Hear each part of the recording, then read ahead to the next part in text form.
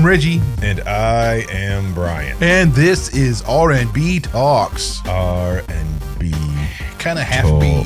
Half B, yeah. A little bit of a car accident last week. Yeah, you know. Got to have some procedures done and some things taken care of, and not real excited about it. But hey, you know it's a season of Brian's and eye injuries. Couldn't have been a little worse, yeah.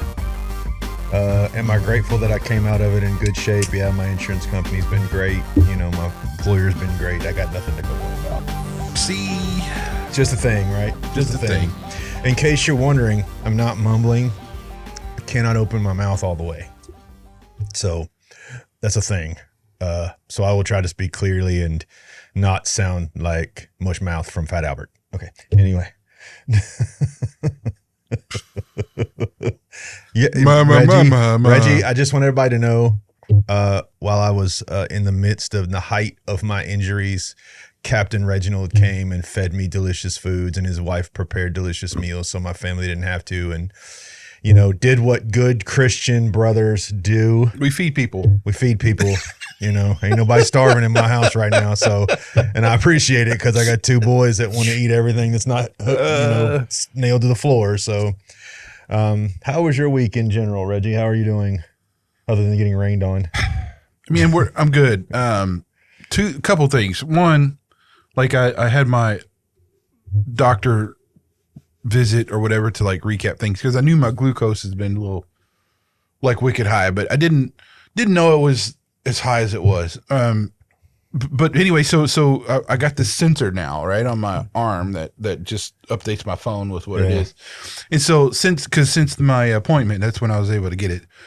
And then she put me on this GLP-1 shot once a week. Injection, GLP-1s. Mm-hmm. Whoa, that's controversial. I know. How are you doing with it?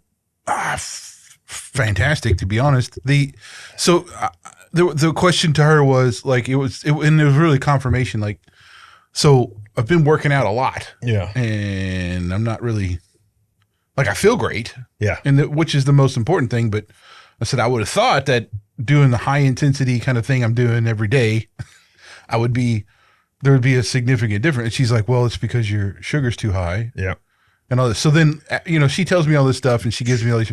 So then I go back and do some research and I'm like, crap. So actually, matter of fact, Gary Brecka had an episode talking about sugar and working out, and I verified this after he said that, but like it's basically like this, like you're not going to burn anything before you burn the sugars in your bloodstream.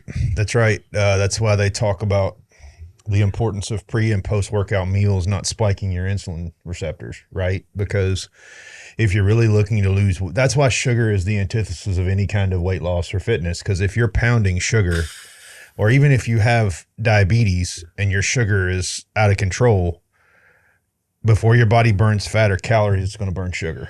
Well, in so when I got the sensor, right, and I put the sensor on, like I said, I didn't know.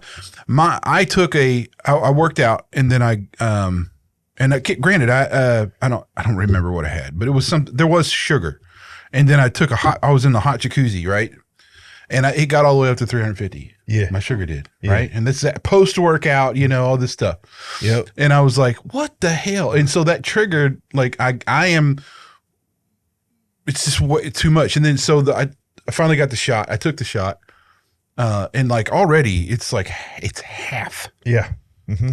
Well, see, but you're using GLP-1s for what they were built to be used for. Yeah. Which was to help control diabetes, right? Where other people are using GLP-1s to not do the hard work involved in losing weight. That's the thing. So I'm still working out now. Yeah. Right. But now my sugar's way less. I bet your energy levels are higher too. That's know. Usually the first impact of the GLP-1 when you're using it for diabetes. When the sugar drops, the energy levels start to spike. The same so far. Really? Yeah. It'll come. But keep in mind, I'm at the beginning dose. Yeah. So it's like you take the lowest dose you can for the first month. You go see the doctor again, and then then they'll prescribe like an up dose if you need to. Yeah. I'm a pretty big guy. I'm sure I'll probably need a little bit more in order to make things work the way they want it to. But I guess the long story long is that, you know, It's very expensive. The majority, I think, without insurance or something, it's like $1,000 a shot, 1,500 or something, Yeah, 1,600, something crazy. something stupid. And so Frank, I've already paid my deductible for because I have a high deductible plan. Yeah, so and I contribute to an HSA that takes off that, right? Yeah. So if it works and it's like doing me good, I just wonder how I'm going to do that at the beginning of the year when I have my deductible. You know, that's what's going to be kind of interesting to see. But you'll become the world's first GLP-1 drug pusher. You'll be like, I got the GLP-1s, baby. Anyway, so that was this week actually was some changes in this, and I've been noting all my meals and stuff and my glucose levels and all that shit a lot more just because I'm trying to turn that around to where, because I haven't felt bad. That's what I tell the doctors. Like, I feel great. Like, it's not like, if my sugar's spiking, I don't know. Yeah. Yeah. Well, and honestly, man, I don't know, and I've worked, when I was working in the gym, I worked with people who were diabetic, and it's weird because exercise impacts different people with different levels of diabetes differently. So some people who are newly diabetic and they start exercising, their blood sugar will regulate almost immediately. Some people who have been diabetic for 10 years, it took 1.5 years of exercise and diet adjustment to get them to where their blood sugars would sit at a safe, 125 to 150 regularity, right? Which I get mine tested when I go in, and mine usually sits around between 100 and 109. But a lot of that is because I don't really eat. Like for me, if you serve me simply a protein and that's it, and you said that's all you're eating, I'd be perfectly okay with it. I like vegetables. I like broccoli and mushrooms and all those things, and I'll eat them when I can, and I try to make sure that I have those things in my diet. But I like a cookie, but not enough to want to go hunt down a cookie, right? Like, I've never been a sugar guy. My thing is salt. Ugh. Potato chips, man. I could eat a 25-pound bag of Cheetos and never apologize. See, for me though, the junk food is a huge battle, and it's not that I couldn't do it, but like it's a big thing. It's almost, and it probably is an addiction type of thing where, I am forcibly restraining myself to like not eat certain things or not go to the store and buy certain. That is a active. Well, and it's also harder when you have young kids. Like when I had young kids, it was much harder because that stuff was always in the house. Well, we don't try to do that with the girls either, though. But like you'll have some kids over and you'll make some cookies or you'll do some things like that. Where with now, the boys are older. It's really only Julie and I. We all eat family dinner together, but we normally have a pretty simple meal. I don't know. Like my grandfather fought that battle. He was diabetic and had heart disease and all these things. And the dude just could not put down a Twinkie. Like he would go buy a box of Twinkies as a diabetic and in 2 days annihilate an entire box of Twinkies. That's my dad. It's the same thing. And that's where I come from. It's in my freaking genetics.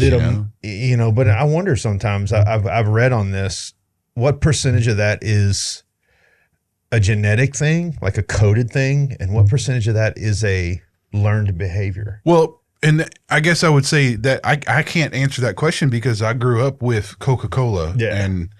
But the Coca-Cola that you and I grew up with is not the Coca-Cola they drink now. Well, I know that. I'm just saying I grew up with sugar stuff. It was constant sugar stuff, dude, all the time.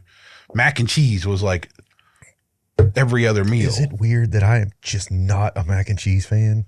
I don't know. I love mac and cheese. I just don't eat. I try not to eat that stuff. So anyway, let me get back. Go ahead, man. I'm sorry. No. It's fine. We're getting on a rabbit trail, and I know. But the whole point is that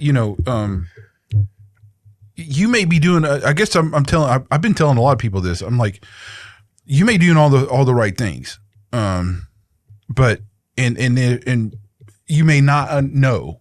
If you don't go see the doctor, get some blood work done every once in a while, you got to do it just to check, because it's just like I said, I feel fine. And here I am. If my daily stuff is going up to like 300. Now it's debatable what your glucose numbers are. I mean, that number's changed throughout the medical research and stuff, but I would say that you want it low.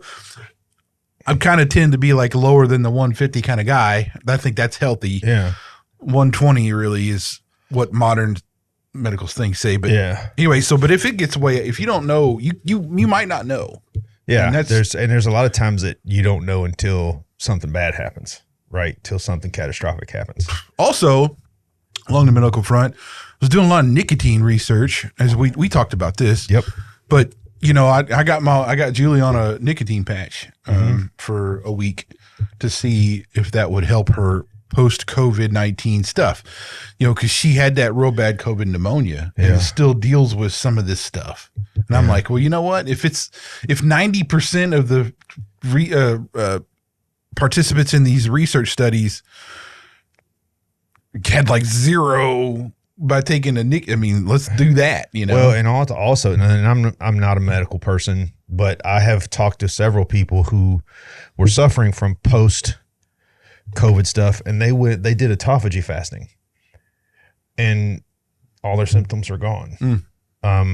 And there's a lot of different things. I think what this points to is there's a lot of different things out there that have been vilified as not helpful that are actually the opposite. Yeah, nicotine being one of them. Now I'm still anti-cigarettes. Like, I don't understand, but there's been medical studies that have been profoundly enlightening about people who take oral nicotine, like Zen pouches,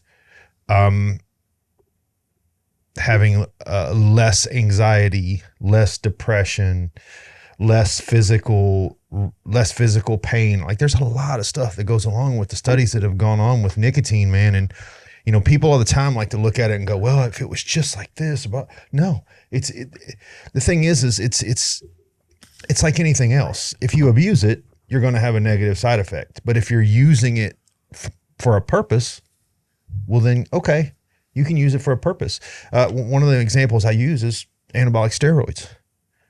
If you take anabolic steroids in the way that they're meant to be taken, they have almost zero harm to your body. 30 days on, 6 months off with a healthy diet. It's when you stay on anabolic steroids for 5, 6, 7, 8, 9, 10 years and you don't give your body a break and you don't try to do those things. And it's the same with nicotine. It's the same with alcohol. It's the same with drugs, right? You have to be willing and able to know where your stopping point is. And the problem that a lot of these things have, and I wish we could figure out a way, is they do have addictive properties, right? Some people get addicted to it, man. Some people are addicted to,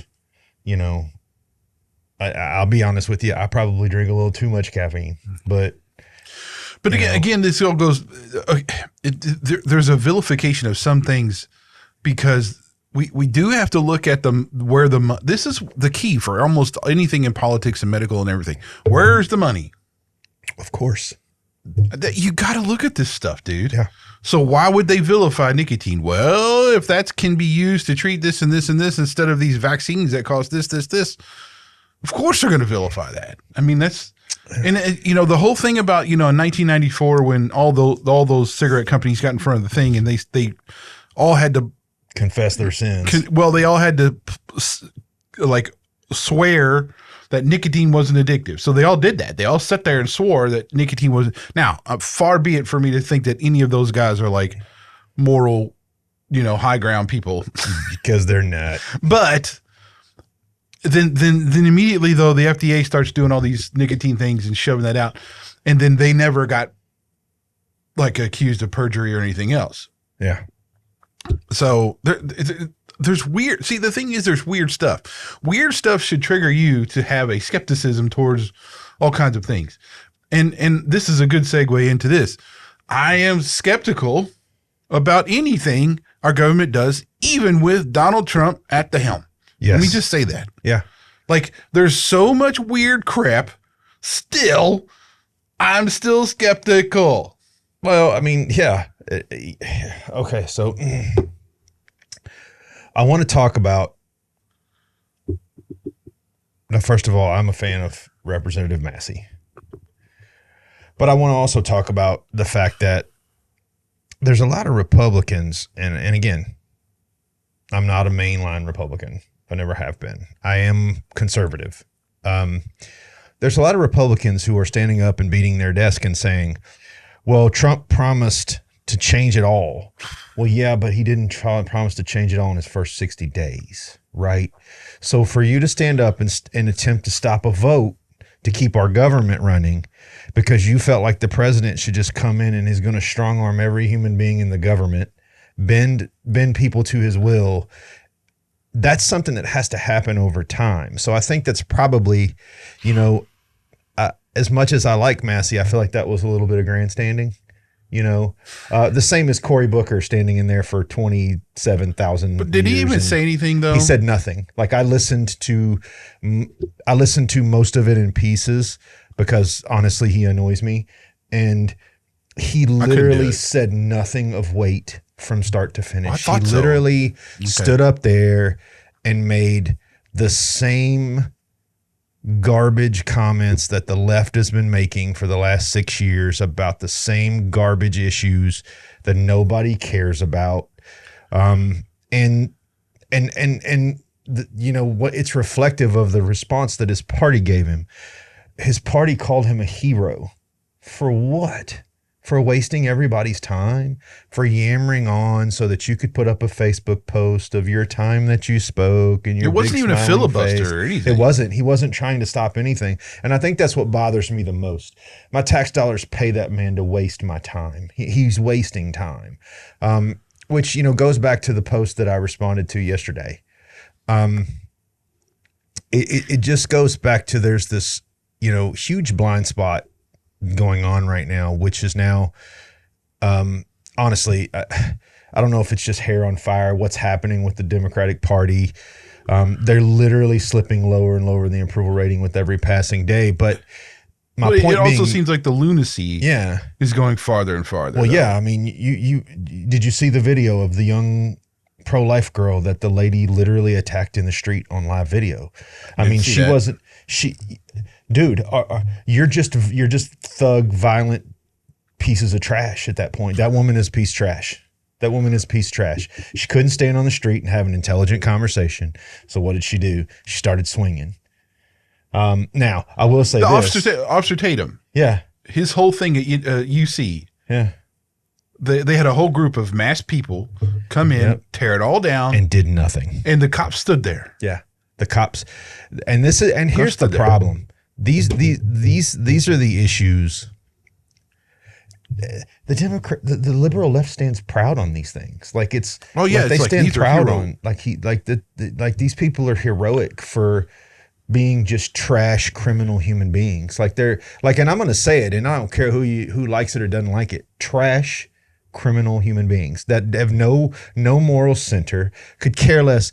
That woman was on camera, attacked that woman, and then danced off while flipping the bird. I hope they lock her away forever.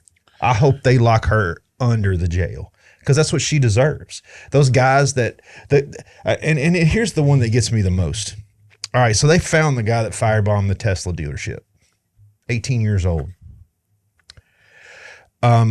He's wasted his life. And I literally blame this directly on the Jasmine Crockett's and the AOCs and the Cory Bookers. You wound this guy up so tight and sent him out to do your dirty work, and you've ruined his life. He is now facing federal charges, will spend the next 20 years in prison. Pam Bondi's already said, I'm not negotiating anything. He's going to prison. This 18-year-old kid will never have a good job. He will never be able to live a normal life. And you guys hold that up as a trophy of you doing your job. So not only are those people that committed the things I was talking about earlier trash human beings, but you as representatives of my country are trash human beings. And you deserve all of the vilification and blowback that you're getting. You don't get to attack people and tear people apart and do. When Budweiser went woke, we didn't burn the Budweiser plant down. We just stopped drinking Budweiser. You know, you guys would literally rather watch the world burn than fix it. And that's how terrible your party is. You would rather watch the world burn than fix it. The vilification is absolutely a necessity at this point for every single like moral centered, intelligent person to do. This is the whole thing, the whole ideology of the left behind this kind of thing is absolutely appalling. And all these people who support it are just as loony as the people who are pushing it and promoting it. Well, but at this point, I don't think it's vilification even. It's just recognizing. I'm saying I'm vilificating. I will, but what I'm saying is just recognize it, man. Just look at what's going on. Like, you know, it's like in that post yesterday. I'm so tired of people saying because America has done well for itself and is a good country and we have laws that because we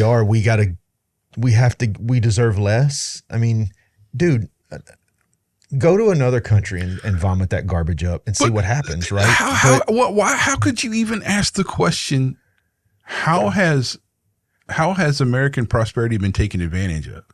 Like, how do you not know that? Yeah. How do you not know that? That comes from a person who's never had to deal with turmoil in their life. Like I got nothing for you, right? Yeah. There's no logical argument I'm going to make at that point. There's just impactful ignorant statements that can be made, and that's just an impactfully ignorant statement. Like if you cross our borders illegally and you live here without paying taxes, without doing your fair share, you're taking advantage of American prosperity. If your country levies a tariff on American goods, that's 100 times more than what we levy on theirs. You're taking advantage of American prosperity. And all of you people that are out there screaming about tariffs, yeah, there's going to be some pain, man, in the beginning. There's going to be some pain. We're all going to have to share it a little. But guess what? If you smoke crack every day and all of a sudden you decide not to smoke crack anymore, there's going to be some pain to get over smoking crack, but right? I guess what people, and this is what I'm tired of hearing from libertarians, and I'm tired of hearing all this stuff, is just like, what are you going to do at this point? Yeah. Like, what's I have heard zero solutions for any of this. Because keep in mind, if you believe anything about these negotiations, Trump has gone and said, we negotiate the tariffs, and some of them have said no. Yeah, but the majority of them have come to the table and said, hey, right, let's work this out, right? Yes. Even Mexico and Canada are trying to work this out. Like, hey, we know this is going to put us in a position where we're going to be pretty much fiscally bankrupt. We need to work with you guys in order for this not to happen. But we can't bankroll the globe. We have been. Yeah. Well, now, no offense, but honestly, man, let's talk about China for a second. Okay, let's go. I don't give a rat's behind whether China buys anything from us or not. And you want to know why? You know, and there was another comment in there about slave labor. That's not for us to govern. The reason that slave labor exists, period, is because there are countries that still practice communism, Marxism, and socialism. Totalitarianism. We cannot levy governance on another country. So if China wants to take away its people's freedom for financially and emotionally and spiritually and everything else, leave China. Right? If you stay and support the government, and you can't say you can't leave China. There are thousands of Chinese immigrants that come to the U.S., Canada, and other places. It is difficult. Yeah. Because I think they have to approve. But here's the thing. Here's the thing. A lot of things are difficult. I know. Right? I'm not saying that to reason. But for me, China, if you don't want to play, dude, don't play. You know, there's $6 trillion worth of infrastructure that's already been invested by countries that were not investing in us in the last 30 days. We'll just build everybody else's stuff and we'll become wealthy, and you can sit over there and charge 34% of this, and we just won't buy anything from you. Like there's nothing China offers me that I need. Well, okay. I think we've gotten so accustomed to this because I think pricing, this goes into a deeper conversation about how the consumer product stuff, consumer price index and all that kind of stuff has been manipulated for decades. Yes. From all kinds of things. Because as you've gotten to this global market, it's now become where we shouldn't probably at the how much our dollar is worth. We shouldn't really be able to buy a t-shirt for like $10. Yeah. That's really not, but it's only that way because we get it for so cheap from China, from all this kind of stuff, right? So there is some consideration here. But my point with all the tariff stuff is, like, I don't know. I'm not an economist. I mean, I'm smart enough to kind of get some of the things and understand where we're going. I don't want tariffs at all. However, I certainly am not going to say, let's do the same stuff we've been doing. Actually, that's idiotic. Actually, I think tariffs are going to be super effective because. Well, I don't have any.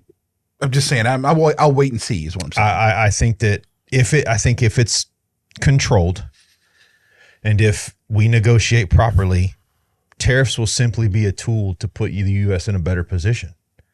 Like, I don't think tariffs are built to run people off. It's to say, hey, fair game, guys. Like we're going to be on a level playing field. If you don't want to be on a level playing field, I just don't think he's doing enough. I don't think he is either. There are, and I'm gonna be honest with you right now. I'm very, very bothered that Rand Paul and several of the Republicans voted against a tariff on fentanyl coming from Canada. You voted to make it cheaper for Americans to overdose on drugs. You can never look at me again. You will never be able to stand up legitimately again to me and say, I care about my people. I don't think that's what they're talking about, though, bro. It's because fentanyl is used legally and for good purposes, right? It's not like fentanyl is. Yeah, but especially we're talking about legally. Yeah, but I don't know how much is it legal. How much of it is legal, though? I don't know. We see it. I mean, my wife was on fentanyl for a long time, dude. I mean, yeah. So I can't. But I'm just. I don't have anything against them saying that. I mean, here's what I think is happening.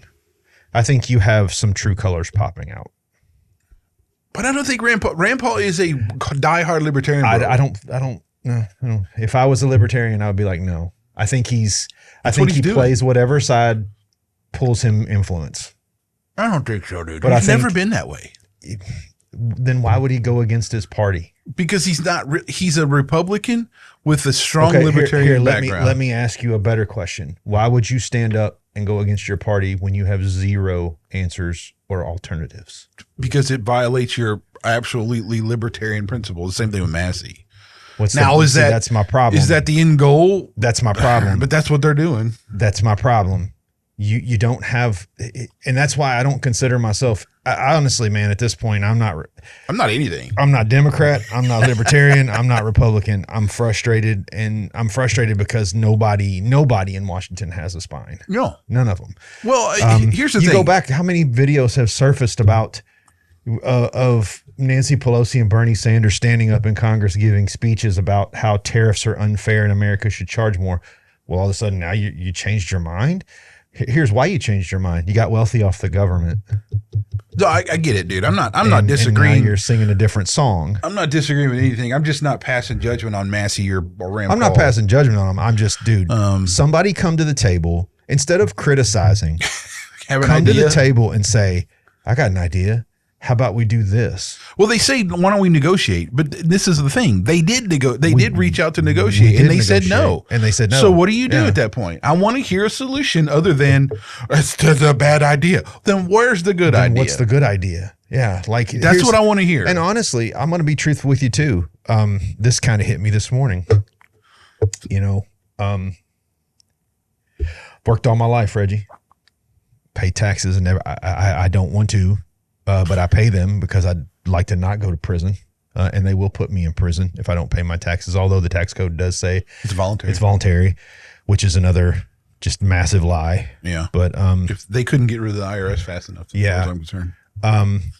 But I was watching Fox News this morning, and I don't normally watch it, but my head hurt. I was sitting on the couch. I turned the television on. Perfect time to watch Fox News. So Fox News comes on.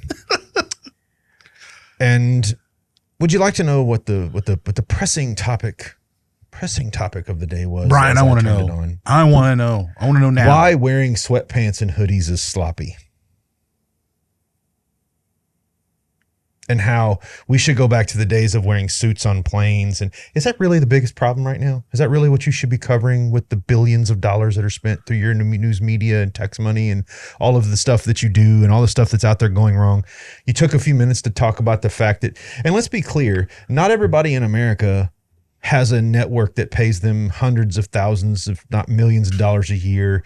Not everybody has that. Some people can afford certain things and some can't. And all you did by putting that on there and running your mouth is make yourself look like an elitist. That's all you did. That's the only thing that you did, is you made yourself look like an elitist. And it made me sick. Okay, I was like, this is so stupid. This is so stupid. Could you please report something that matters? I'll say that I don't care about your opinion. Yeah. I don't care how your mama dressed you. I don't care what you think about how I dress.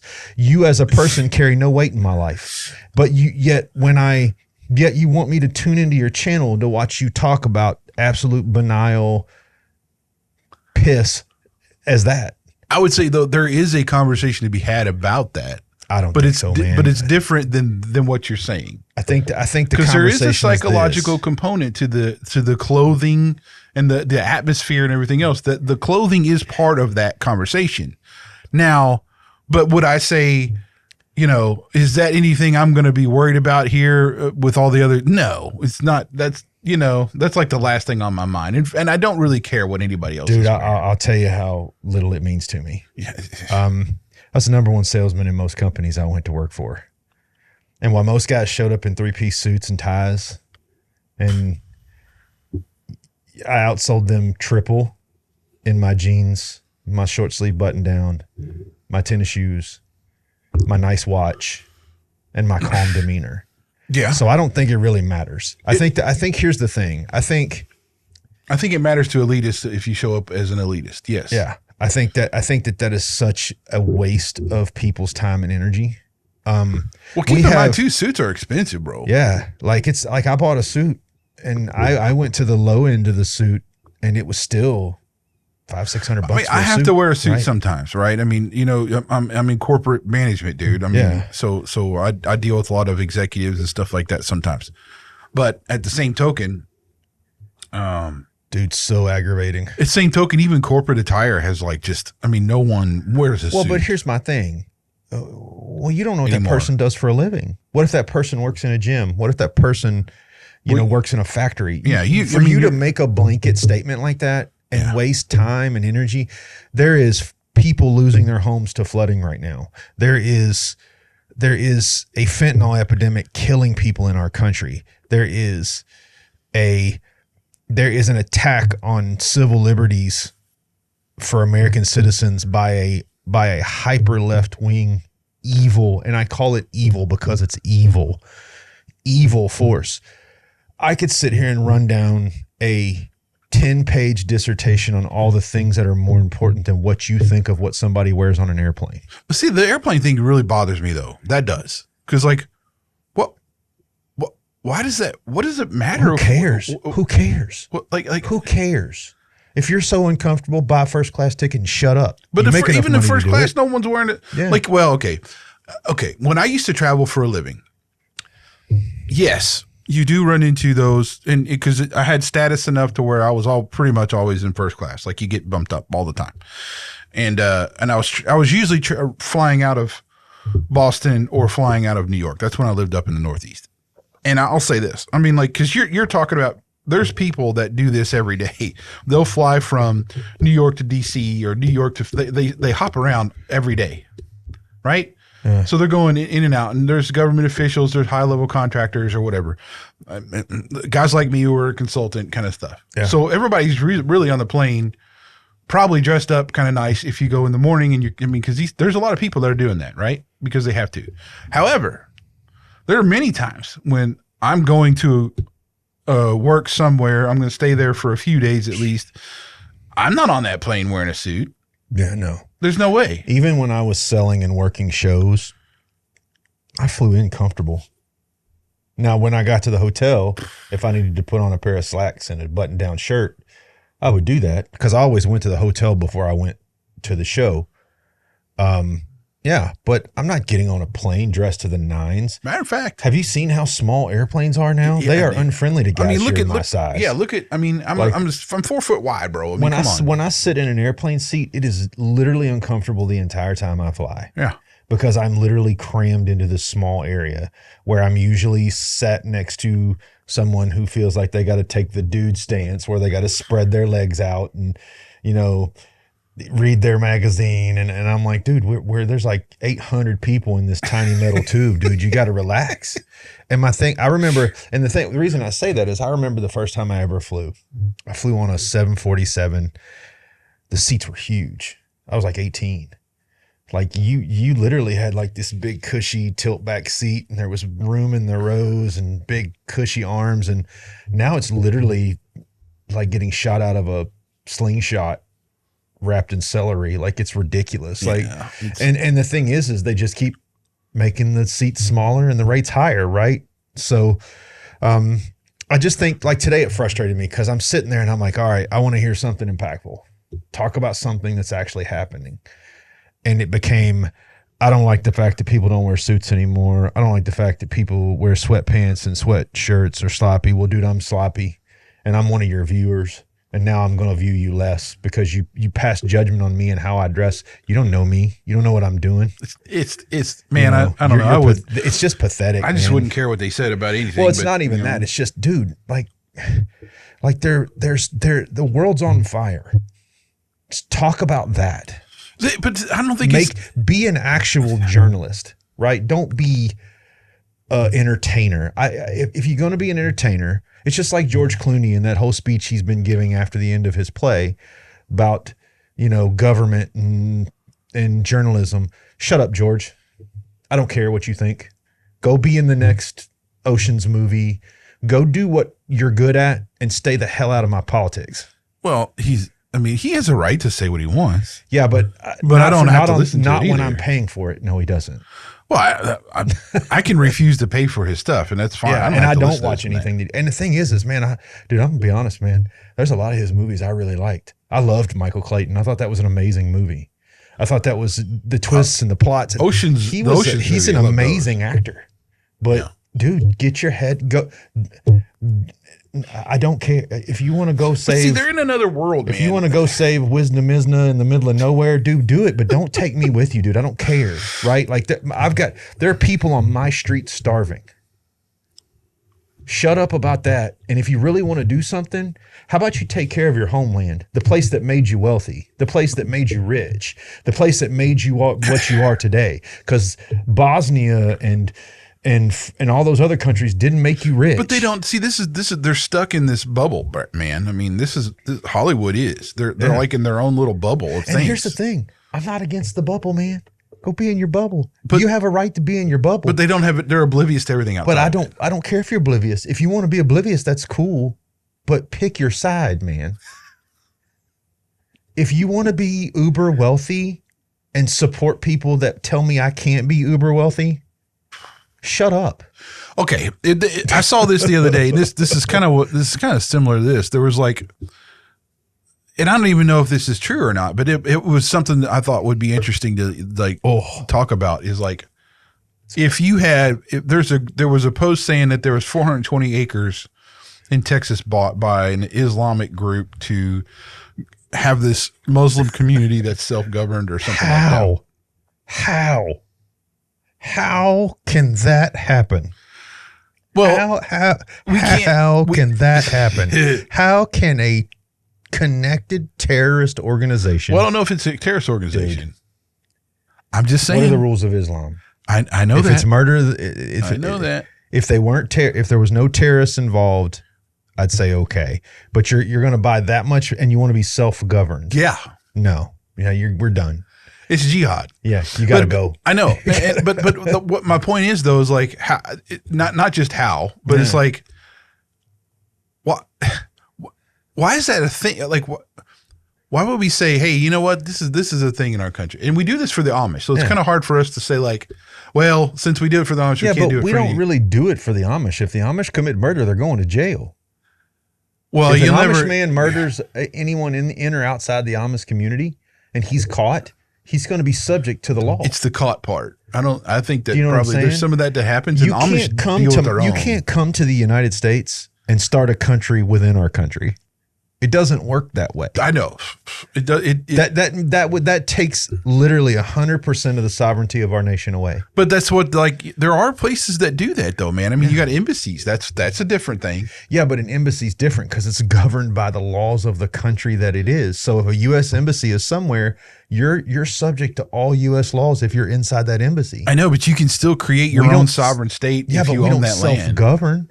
We also, so for an example, when the embassy was put in Israel, yes, it is sovereign U.S. land, but we also have governances that we have to follow with Israelite law so that we don't violate their law. I'm just saying, man, it's right? I'm not saying, I guess I don't have any argument here. I'm just saying. I do. That frustrates me to no end. We're going to sell I don't know. We're going to sell them a huge plot of land and say, y'all can govern yourselves. There's no laws here. Please. No. I don't know what I don't even think it might be even totally farce is what I'm saying. That could be. I don't know. But if that's the case. There's so much clickbait and all this crap around. But here, I'll give you a better example. How are the Chinese buying up land next to our military bases? How is that? And that's happening. We've proven that. Well, that's happening. They're buying the land. How is that allowed to happen? Yet we cannot go to China and open a business. Well, I think all that's going to change. I mean, they said that was changing. I'll be honest with you. I don't think it will. I don't think China's going to give an inch. I think they would rather they just will get it taken away. I think they would rather go bankrupt than admit that they have to change the way they do things. No, I get, and they would, but I'm saying that land can be. I think it can be revoked, totally revoked, and say no, you don't own this anymore. It's utterly like it's just. It's like I'm in an episode of The Simpsons, man. Like it's so bad. But again, this comes back to the ideology of the left wing political thing. This woke, no, it still is. Now the approval ratings and all that stuff clearly show, and this is even from liberal media, clearly shows that it's dying. Well, it just shows there are Democrats coming out right now that have been long-term Democrats and long-term left-leaning Democrats that are coming out and going, yo, guys, you got to stop. But they won't because it's a power thing. But until George Soros dies, you're probably not going to see any change in that, dude. Well, I don't, but here's the problem for George Soros. Everybody knows now. No, but like they don't. For years, he floated around in the background. Yeah, but nobody knew who he really was. Oh, I knew. They knew he was funding things.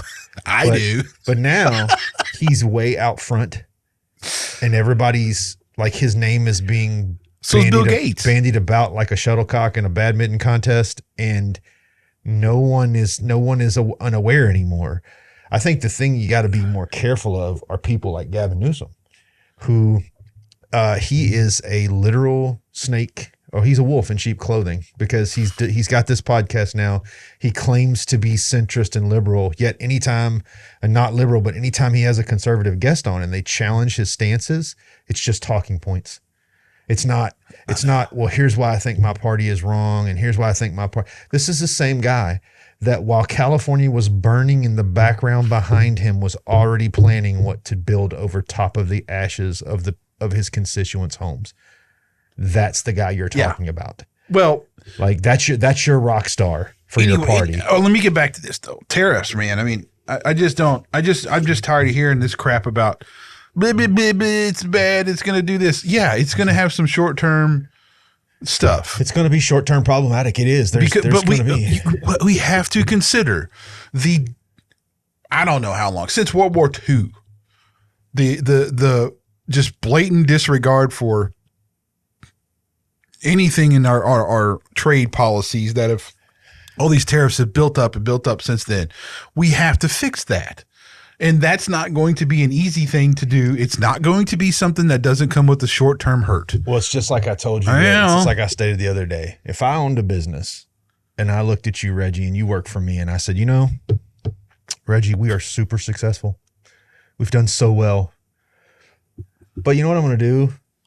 I'm going to take all of our profits and buy products for too much money and too little return from companies, even though, I'm not going to get the same fair and reciprocal treatment. And by the way, I'm not going to give you a raise. I'm going to use your money to pay for that.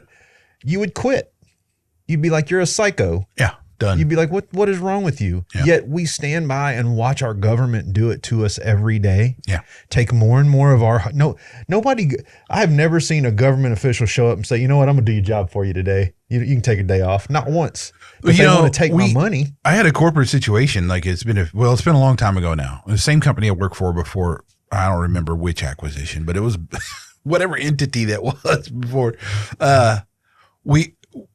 There was leadership got together, and I don't remember why I got roped into that or not, but I did. Because you're special. Well, in more ways. But and it was like they were talking about, how we were going to have to do some layoffs here, do that kind of stuff. And someone, I don't even remember who it was, said, well, what if we, instead of doing that, we kind of say, hey, here's some percentage of a pay cut across the board. And it was like, everybody said, well, yeah, I'd rather we do a pay cut across the board than people lose their jobs. Right. That's the kind of decision you make at the top when you consider all kinds of things. That is a legitimate thing about everything else.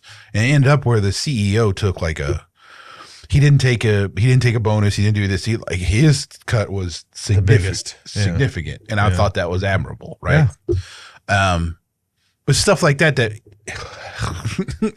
you should, that's how the consideration should be for your country. The government should be having those conversations about the people. Well, but I'm going to give Trump a little credit. I know I hated on him a little bit earlier. I'm going to give him a little credit. He understands that there's going to be short-term pain with this. So what has he done?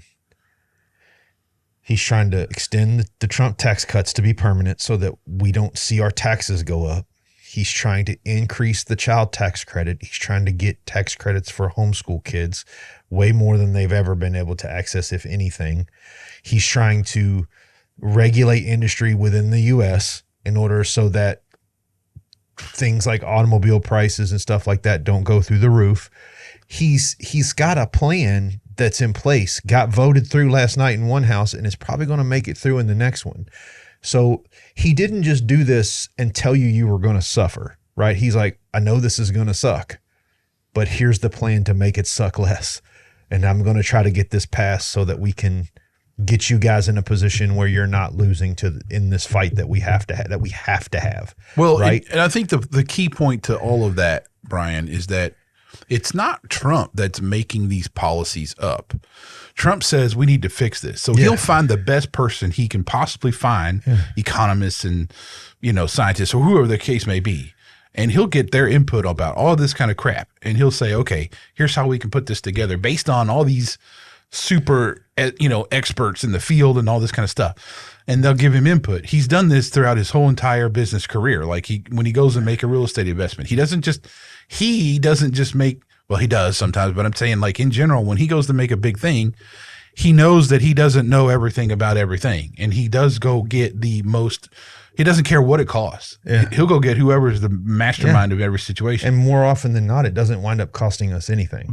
And that's the thing about his policies and stuff aren't from necessarily, it's like he might have an idea, but how they're implemented is all these people who are not slouches by any means. I mean, look at the Doge team. That is a team full of absolute geniuses. It is. Their IQs are not to be reckoned with. They're astronomical. But I digress. But I mean, the Doge thing still blows me away that we see all this stuff that's predominantly Democrat misuse and stuff, and it's still like, well, it's like the thing. Come on, I heard man. One of them ranting. I was watching a Instagram video last night. One of them was ranting about that Elon was making money off of contracts. Yeah, they're contracts that Joe Biden signed. Trump didn't sign any of those contracts and didn't implement any of them. They were all signed with, I guess, Joe Biden's auto pen. I'm not really sure. Oh man! But I mean, you're in a situation where I've never. It just goes back to it. And I've said it a million times, Reggie, but I can't figure it out. It's this willful.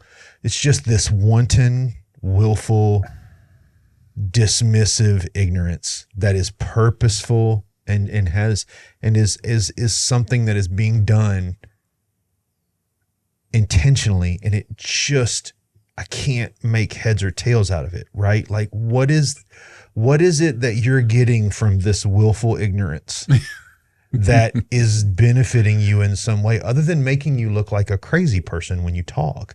Like literally, like, just think about it. Like, you have a U.S. representative making fun of a guy in a wheelchair and openly calling to hit another person in the head. I mean, I dare you to go back and find me a video of Ted Cruz or Senator Hawley or any of those guys calling to assault someone. I would love to see it. If you do, I'll say you're right.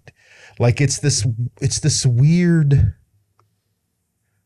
like, it's oh my God, it's like a combination of Alice in Wonderland and Willy Wonka on crack, dude. Yeah. I don't even understand it. Okay, speaking of bizarre, I may show this here, or I may not. But if not, I'll just clip this out and we'll come back. But you need to see this. There is a video that went around. It is somebody behind camera asking a bunch of mothers, would you kill to protect your kids? Would I kill for my kid? Oh. Kill somebody? Yeah. Oh gosh, I don't know. I don't know how to answer that. No. I'm willing to do whatever it takes as long as it's legal. No. I don't think I would kill for my children, but I do think I would be mouthy enough that somebody might murder me standing up for my children. So then we reacted to it and we got, well, you don't know the situation. I'm like, that doesn't matter the situation. I made this human. And if someone is coming to harm this human. It's back to what I mentioned about Genesis 9. Whoever sheds a man's blood, his blood shall be shed, because made in God's image. Like, once you decide to take innocent life in an evil manner that is unjustified, you have lost your right to have the breath of life from God anymore. And, you know, I'll take it from you. Yeah. Okay, so I may show that. If you saw it. Please do show that. Please splice that video in, sir. What? I don't know who these women are who did this. So the video was obviously a reaction to another video where they asked mothers about if they would kill to protect their children. And these mothers said no, which is just garbage. I want you to ask me that question. Just ask me the question. Hey, Brian, would you kill to protect your children? Everyone. Slaughter would commence. I would burn the world to ashes to protect my children. Yeah. Let's be clear. Let me say it again. Burn the world to ashes to protect my children. Here's the thing. When these women are not capable of violence, therefore they are no threat to anybody or anything. Yeah. I asked my wife this question. What do you think she said? The same thing my wife would say in a heartbeat. Wouldn't even think about it. To protect my kids. It's not even a thing. It's not even, there's nothing. And I'm also here, let me add a little caveat to that. Even if my kids were in the womb, I would kill everyone to protect my children. Here's what I'll go farther than that. I'll even go farther than that. I would make it a spectacle enough to where there was no question in anybody's mind what happens if you try to attack my children. Here's another way to say it. Not only would I kill to protect my children, Reggie, I'd kill to protect yours. Truth. Some stranger's kid. Yeah. Ain't happening. I would kill to protect anybody that I care about's kids. And that comes along with this just sad reflection of what we've become as people. Like, you know, we have this thing where we want to be, we almost want to be sheep. Like, I don't want to be a sheep. I don't want to be in a corral.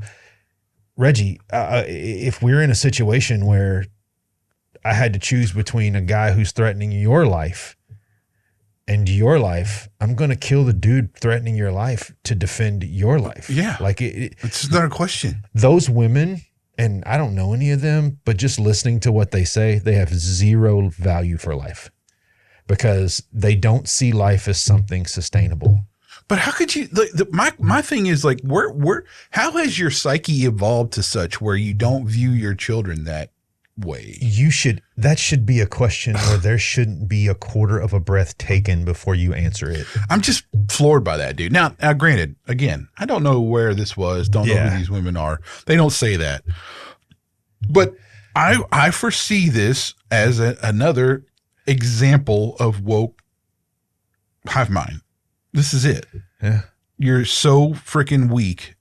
You're so plugged into the matrix that you can't figure this out for you. And by the way, I watched The Matrix the other day, and it is amazingly applicable to what's going on right now. The red or blue pill, man. Yeah. Who would have thought? It's amazingly applicable. All the people that are plugged into the matrix and are dependent on it. But I mean, no, I that video, I can honestly say that I would, it makes me super sad that there are kids in this world that have parents that would not go to the absolute nth degree to protect them in every single way. That tells me a lot about you as a parent. It floored me, dude. And I just thought there's like, if you women understood the level of what a God-fearing, gospel-breathing man who is trying to be a strong leader, that if you understood what we would do in that scenario, what would you do? For one, they couldn't marry that person. They would be scared to death of that man. Yeah. They could never do that. Now, can I say that if I was in that situation and my wife and I were together, would I feel it would be my responsibility to do the things that need to be done? Absolutely. Well, okay, there's a great point. Great point. But to just blanketly say, no, I wouldn't kill for my kids. Everyone, Reggie. Yeah. Everyone. And I would giggle as I lit the match to the fuse. Not just that. Let's say it's a mob mentality, right? Yeah. I would go down swinging. Oh, yeah. I mean, there would be I would have to lose limbs, all kinds of stuff, and I would still try to keep going. I'd be poking out eyeballs, and I'm just saying, like, this is you have just because you can be violent does not mean that is an uncivilized response to a situation. No. Let me just violence make that perfectly can be clear. And is at times very necessary. It is, and it's like because there's, and it's just like Jordan Peterson said, every man should be capable, right? And in some way, and I know that some men are not, they're physically not designed for that. They have no interest in stuff like that. But there's nothing wrong with saying, you know what, I need some help. Let me get some firearm training. At least let me carry to where I can do something. Right? That's the point. I honestly think that every man, if you're actually a man, has a built-in instinct to protect. I would say so. I mean, I do. And even look, dude, I've seen even tiny, scrawny men who I knew were going to get crushed in the situation stand their ground, because there's an instinct within you that says, I have to defend my people, right? I have to love and defend my people. And if you don't have that instinct, and I'll say it, and I'm probably going to get all kinds of grief for this, I question your masculinity and your manhood, period. Yeah. Like I'm not saying that you have to be the tough guy in the room with the muscles and and the beard and the blood, but you need to have a built-in instinct that if your wife or kids or a family member are in physical danger, that it is your job to stop that from happening. I think there's a lot of people, though, that lack courage, right? Because no one is unafraid of those situations. I've never walked into one of those situations and not had a certain percentage of fear. Yeah, but you don't know what you're walking into. But it is. I think it is a practice thing. I mean, like if you've never been in a situation where you were fearful and had to overcome that, then you're in trouble. Yeah, well, and that a lot of practice. it too has to be how you were raised. I was raised in a family full of very aggressive men. You know my dad. You and I were raised in a family full of aggressive men, right? Yeah, so I mean it's no joke. My uncles, my grandfather, and my dad they're not real fearful of anything, and they're men that once you cross that line, And but I think a lot of it too is, and it goes back to this. I have taught my sons, and proudly taught my sons, love everybody, right? Be good men. But part of being a good man is knowing when someone's crossed the line and lessons need to be taught. You've got to be willing to know, don't be a doormat. If someone violates your personal space and physically menaces you, put an end to it. I teach my girls this. Yeah. Even my girls. No. Yeah. I said, because there's going to be a part of your life that you're not going to have a strong man around. Yeah. You got to be able to withstand the evil that comes at you. Yeah. And that's evil. It's evil that menaces people for no reason, right? But anyway, I thought that was just so revealing and something for us to talk about, because it was just such a, what? One more time. Everybody. Everyone. So that brings up a point. We had some really, really bad weather, like we did. severe. We're still having bad weather. We're still having bad weather. We still had tornadoes and all this kind of stuff here lately. Major flooding still happening right now. So let me tell you my mindset. Like I never worry about weather. I really don't. I'm not one of those people who like freak out about thunderstorms and stuff. I've driven through some severe weather. I've flown through a hurricane before, which was really interesting. But when it comes to, there's a point though, like I can't remember what night it was, but there was a night when we had tornadoes coming through, and I'm not paying attention to weather again. But then you hear the sirens, right? Because we have here in the town, there's the firehouse will light the sirens up when there's a tornado warning. So in case you don't know, a tornado warning means that there is rotation in the atmosphere, meaning that there is like a high probability of a tornado forming and coming down to earth, right? Yes, sir. And also that could include a tornado has been sighted. All right, so that's the point where you need to start paying attention to things. Absolutely. So here's what, so immediately I'm upstairs. I was playing Warframe with the guys on Discord or something, and I heard the sirens.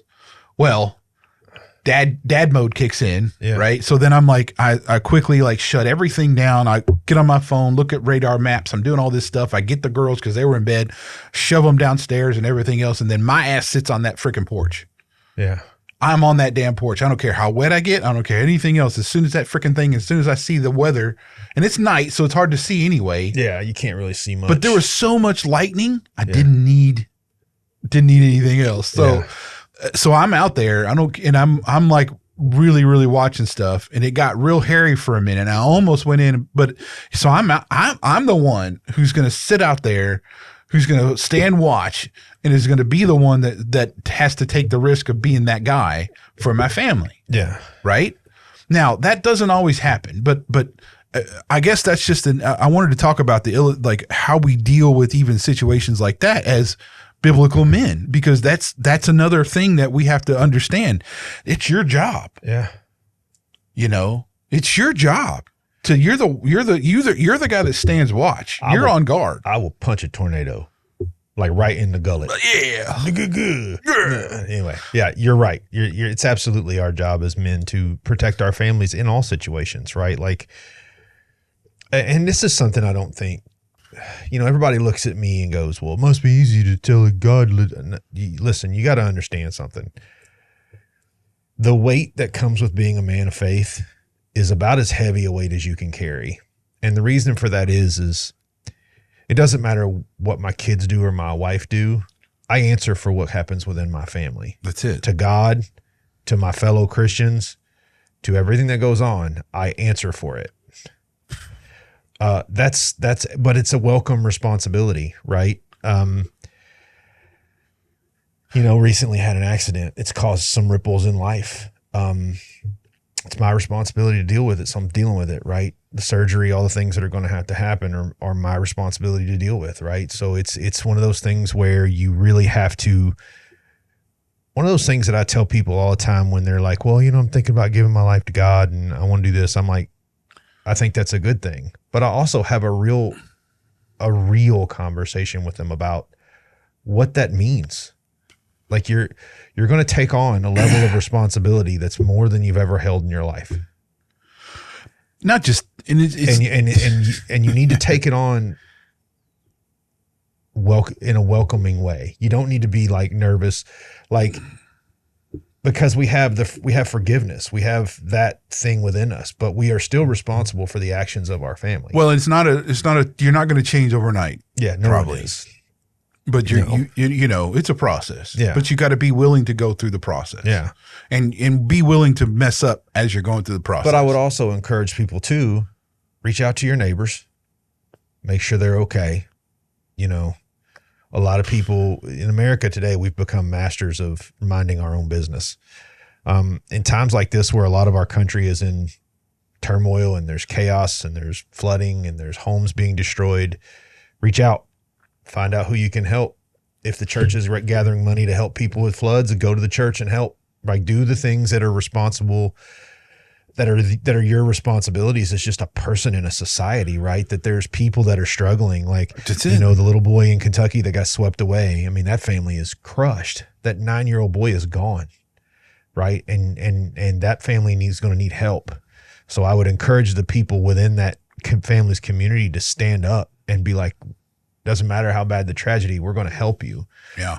Right. So, but yeah, it's been terrible, man. Like there's been, and it's going to go on all day today and all day tomorrow. And some of it's going to go on into Monday. So, you know, I would ask people to just be aware, right? Like, take a look around. Like, you know, if somebody needs help, help them, you know. It's just as biblical men. That's our job. If we're capable, then be of service. Yeah.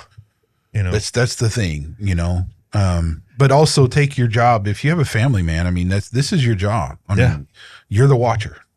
You're on guard. Yeah. That's your responsibility. Yeah. And that means being vigilant everywhere. Yeah. Like, it doesn't just mean being vigilant at home. Right. It means being vigilant exactly out in the world. I mean, there's a reason why I'm called a pit bull when I go to meetings and stuff with my girls or something, or I dance or whatever. I don't just say, oh, it's a closed event, there's nobody else. No. I'm on patrol, bro. I mean, I just am. I can't turn that off. And my wife knows this. I'm in anywhere I'm at in public, I am hyper aware of everything. Yeah, I mean, it's just I can't turn it off, man. I mean, it's just, and that instinct is probably stronger than me than some other guys, or even some other might take it to an extreme level where it's unhealthy. But like, that's just how I am, and how you are, right? I mean, but even in severe weather, though, we have to acknowledge our responsibility there. Now, and that also means, and I want to preface it, like really make this clear. You need to make sure that you're prepared in many ways you can. And I know this gets confusing and whatever, but that you can, like, if your power goes out for so long or whatever, you're capable of taking care of your family for a little while. Of producing heat. You're able of doing all things. I mean, you know, here's one of the basic things that, like, a lot of people just don't, for some reason, don't do. Flashlights and batteries. Bottled water. Like, it's really simple. I mean, like, it doesn't cost a lot of money. It doesn't. Yeah. But you can buy like a flashlight at the Dollar General store for like $2. Have something, you know, have some batteries laying around for doing stuff or whatever. If you're, and a lot of flashlights nowadays are rechargeable. Like, we have those portable battery packs. Yeah. We keep a couple of those fully charged. And that way, if we need to charge a cell phone, if we need to charge a flashlight, have a generator of some sort, have a generator of some sort. Because you don't like, and I have 2 freezers and I have 2 refrigerators that have food in them. Yeah. Well, if I don't want that stuff to spoil over an extended period of time, because really, if you think about it, if you have a really good freezer, that thing's going to probably stay frozen for maybe a day, maybe 2. I don't remember what the days are, but here's the thing, too. As expensive as groceries are right now, that's a huge loss. If you lose 2 freezers full of food, that's a huge financial loss. Yeah. Right. Well, no, I have we buy half a cows and put them in the freezer, right, for our beef. Yeah. You know, you don't want to lose half a cow, bro. You know, you don't want to lose half a cow. Anyway, so just keep in mind. I think that's another. It's one other aspect of being the man of the house is to take on that mantle of responsibility, even during weather or something like that. Yes. But yeah, I thought that was pretty revealing. There was another thing too, Brian. Real quick.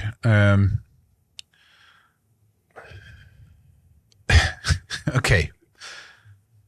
I am just mad at how much research I have to do for like medical stuff or vaccines or whatever for my kids. It is ridiculous how much you have to look into this stuff to be informed.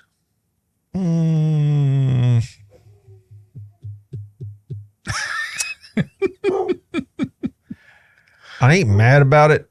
What I'm mad about is the fact that there is legitimate research out there and doctors will argue with you that your infant needs a hepatitis B vaccine.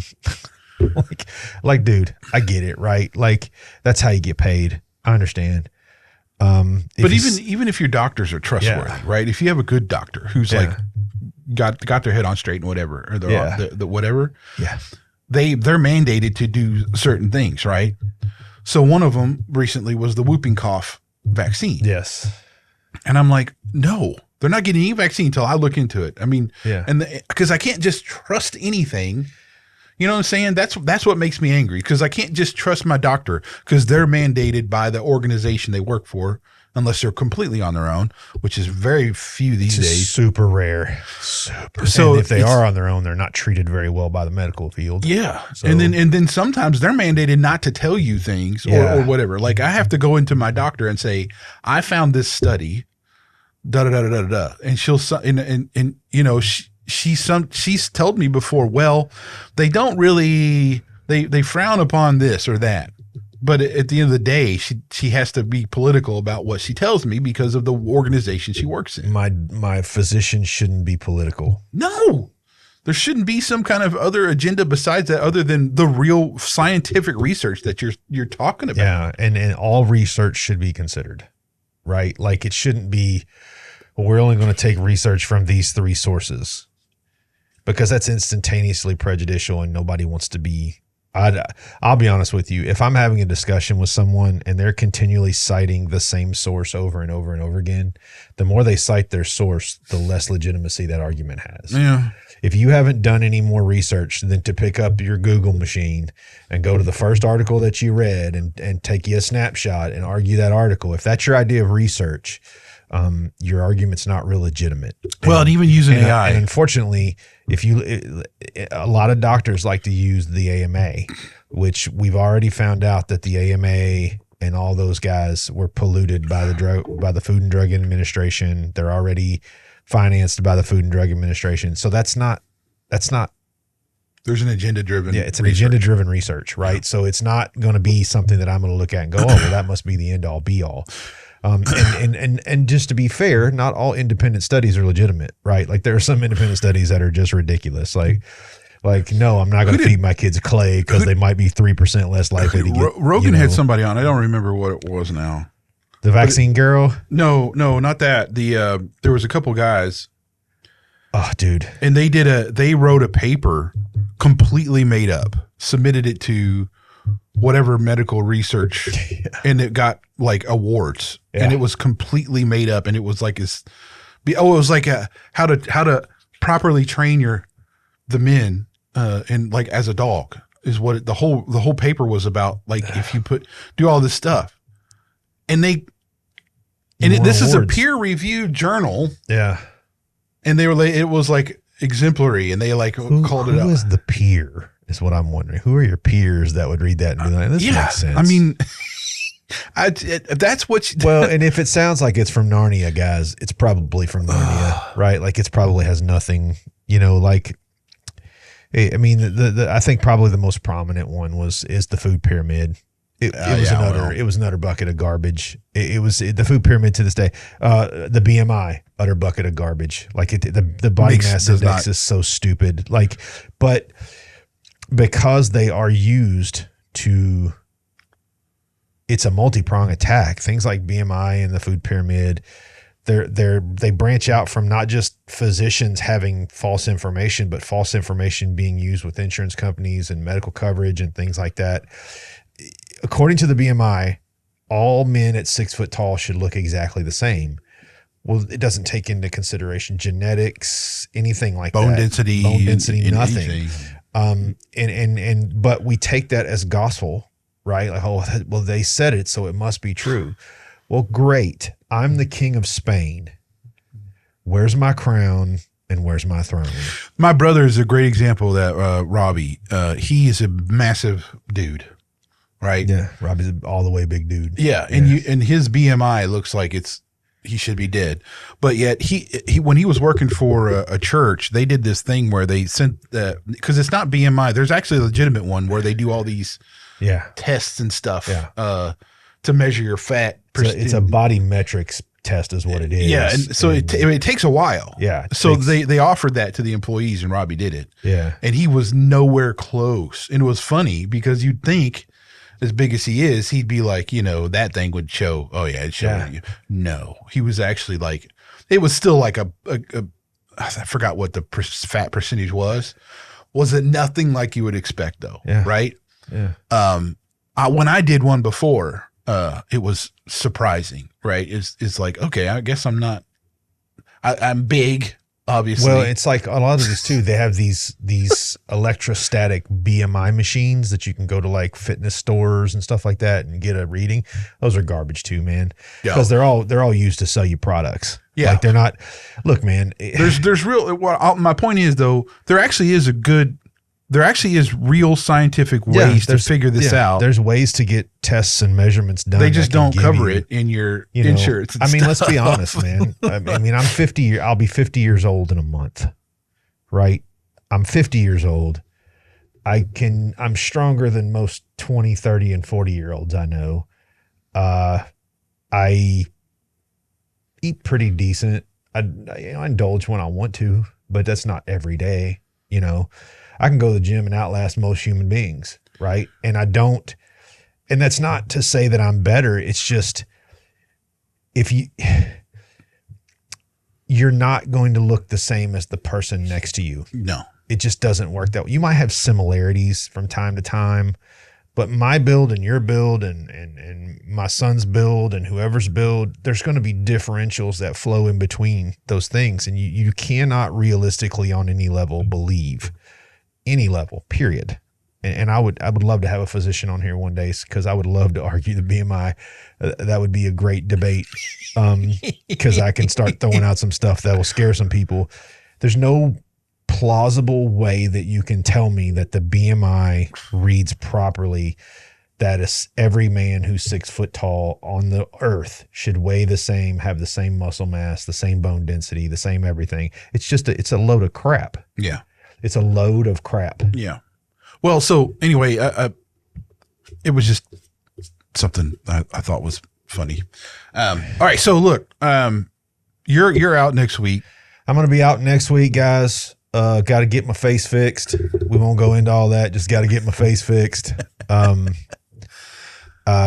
you're having a guest, right? Yeah. I finally got, having Jim Perry on to be with me. Never met Jim Perry, but go Jim Perry. You big so here's a dude. I thought about like what I could do while you were out. Like it was like, well, I could sit here and talk to the camera myself, sit here and pontificate. Yeah, and I thought, well, I not that I wouldn't do that, but it's like it'd be a lot more interesting if I could figure out somebody else to kind of have a conversation with, and we talked about guests anyway, and it was like I would really like for our first episode back for us to have a guest here with us. Yeah, so and that's also. There's a few that I got, but honestly, Jim Perry. Man, honestly, I'm just telling you, you and I need to have Robbie on it. That would be so much fun. We'll have Robbie on. It would be a ridiculous amount of fun. But anyway, so Jim Perry's a writer. He's written some fiction stuff. He's a huge Star Wars nerd, right? He has like his whole podcast is around like talking about Star Wars and stuff like that and the lore and everything else. And then he has a channel. I think it's all over 40 gamer or something like that. But he also is a big in some gaming stuff too. So the conversation is going to be a little different. Talking about some things of that nature. Cool. I can't wait to see it, man. I'll get to watch it while I'm all infirmed and laying up. I gotta do a lot of catching up though, because I've been remiss and because I do subscribe to his channel, I think, and stuff. But so anyway, so yeah, we gotta he'll be on. We'll have a good conversation about that, and then you'll be back. Should be back the following week. Should be back. So yeah, so anyway, so that's what's up. There's another buddy of mine named Brian as well, who has 3 surgeries on because he runs an excavation company, and he had a incident with his eye, and it's really messed up. So it's a Brian and eye thing. Dude, eyes suck. Season.